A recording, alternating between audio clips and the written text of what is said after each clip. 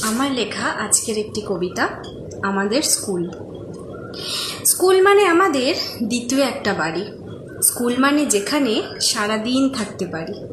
School মানে বন্ধুত্ব, school মানেই আড্ডা। স্কুল মানে অনেক মজা আর একটু আধটু ঠাট্টা।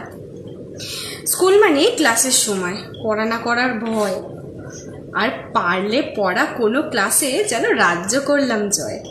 স্কুল মানেই ফেয়ারওয়েল, নাচ গান নাটক। স্কুল মানেই রবীন্দ্র নজরুল সবাই তখন পাঠক।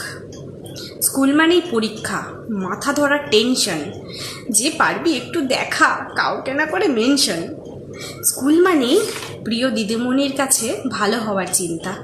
স্বপ্নের মতো সুন্দর ছিল, কাটছিল বেশ দিনটা।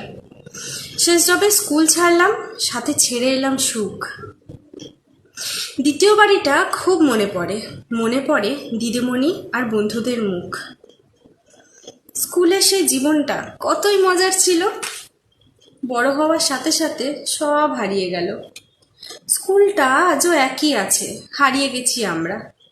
তোমাদেরও মনে পড়ে খুব, জানিও একটু তোমরা।